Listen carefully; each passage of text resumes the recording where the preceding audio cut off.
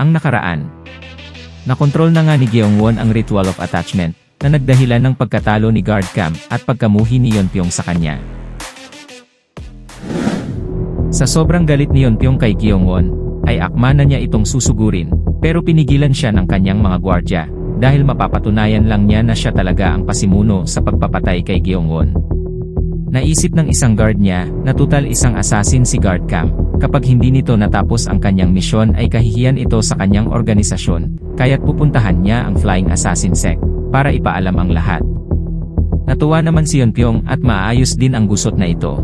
Dito naman sa ating bida, habang siya ay nasa kanyang kwarto ay binabantayan siya ni Go Chan, hindi matukoy ni Gyeongwon kung saan siya nagkamali sa pag-circulate ng energy niya, dahil hindi pa rin siya makabuo ng energy core sa kanyang katawan, nahihirapan siyang pagsamahin ito at ng kanyang death energy. Tinawag naman ito si Go Chan para tanungin patungkol dito. Di naman makapaniwala si Go Chan, dahil sa isang gabi lang ay alam na agad ni Gyeongwon ang magpa-circulate ng energy sa kanyang katawan, kaya't napamura na lang siya sa kanyang isipan, dahil siguradong gulpi ang aabutin niya pag tinutuo ito. Kaya't naisip niyang lagyan niya si Gyeongwon ng kaunting energy niya, para makita ang dahilan kung bakit nagkakalat ito, kaya pinaupo niya muna ito at nagsimula sa kanyang gagawin. Habang nililipat na niya ang kanyang energy, ay napansin niyang buo na ang energy core nito, at walang mga harang sa mga dadaanan nito sa kanyang katawan. Napaisip siyang isang genius si Gyeongwon. Di kalaunan may naramdaman siyang kakaiba, isang energy na nakaka-depress. Biglang tumalsik ang kanyang kamay dahil dito, di pa rin siya mapakali, at bakit mayroon siya nito? Dahil din dito ay mahihirapang mabuo ng husto ang energy core ni Gyeongwon. Naisip ni Go Chan na baka hindi ito humahalo sa energy core niya, dahil pabaliktad ang direksyon ng circulation nito. Napaisip si Gyeongwon na baka ito nga ang dahilan, kaya't dali-dali niya itong sinubukan. Nag-aalala naman si Go Chan, dahil pag nagkamali siya ay magkakaroon ng mga harang ang kanyang energy core, at posible siyang mamatay, pero hindi pa niya natatapos ang kanyang sasabihin, ay napakita na ang Blue Spirit at pinigilan siya nito. Kapag mamatay ang may-ari sa kanilang mga familiar spirit, ay mawawala ang kaluluwa nito sa kanyang katawan, at dito ay pwede na niyang atakehin si Gyeongwon na di nababalik sa kanya ang pinsalang natamo. Sa kabila ng lahat ay nagpatuloy si Gyeongwon sa pag-circulate ng death energy ng pabaliktad. Samantala, sa mansyon ni Lady Sok, ay dumating na nga ang pinadalang Shaman galing sa Phoenix Pavilion. Ang pangalan niya ay Newmon. Di naman masyadong bumilib si Lady Sok dito, dahil ito'y isang dalagang babae lang. Naramdaman niya ito dahil sa kanyang boses. Dala niya ang bangkay ni Myoshin, para matuntun kung nasaan si Gyeongwon, at nasabi niyang disipulo lang niya ito, kaya't nawala ang pangamba ni Lady Sok at magaling nga ito. Nagbigay ng isang kondisyon si Newmon, na kahit anong mangyari, ay kailangang mamatay ni Gyeongwon. Napahanga naman si Lady Sok sa kanya, at mukhang magkakasundo sila. At sinimulan na nga ni Newmon ang kanyang ritual, nilabas nito ang kanyang kutsilyo, at sinaksak ang patay na katawan ni Myoshin. Dahil dito ay lumabas ang napakaraming kamay, agad itong dumami, na tila ba naghahanap ng target, at ayon na nga, papunta ito kay Gyeongwon, na sa kasalukuyan ay nagpapacirculate pa ng kanyang death energy. Habang papalapit ang mga kamay, ay pumunta ito sa demonyong monghe, di naman nito nakayanan ang lakas, kaya't natulak siya hanggang sa may pader. Nakilala naman agad ng Blue Spirit ang klase ng teknik na ginamit, ito ang reverse murder. Ang reverse murder ay ang pagbalik ng natamong pinsala sa pumatay sa pamamagitan ng bangkay nito. Sa sitwasyong ito, napunta sa demonyong monghe ang pinsala, sapagkat siya naman ang pumatay kay Myoshin at hindi si Gyeongwon. Habang sinasaksak ni Newmon ang bangkay, ay tuwang-tuwa naman si Lady Sok, at gusto pa itong walang habas na pagsasaksakin, para mamatay na talaga si Gyeongwon. Mahihinang nilalang, sabi ng Blue Spirit. Sobra ang galit nito dahil siya lang ang dapat na may hawak kay Gyeongwon. Sa isang bigwas lang ng kanyang mga kamay, ay naglaho na parang bula ang reverse murder. Sa pamamagitan naman nito ay natunton kung saan ito nanggagaling, at doon nga sa bahay ni Lady Sok. Tumilapon naman si Newmon, dahil sa lakas ng tama nito. Okay ka lang ba? Sabi nila Lady Sok.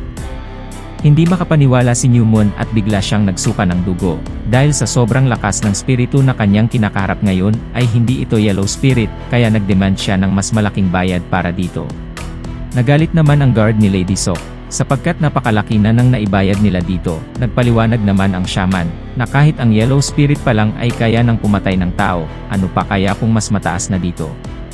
Kahit anong spiritu na mas mataas sa yellow spirit ay tinatawag ng disaster. Kaya't itataya niya ang kanyang buhay para dito. Wala namang pakialam si Lady Sok, sapagkat ang gusto lang niya ay mawala sa kanyang landas si Gyeongwon, kahit pa sa anumang paraan. Hindi naman sila pinag-alala ni Newmon, sapagkat mataas daw ang kanyang ranggo. Ipinaliwanag niya na maraming klase ang mga shaman. Ang pinakamataas ay Divine, Sun, Mon, Talent, Darkness at Porter. Si Mushin ay Porter pa lang pero mas mataas ng 2 ranggo si Newmon. Maliit lang ang kagaya niya, na ngayon ay nasa Talent rank.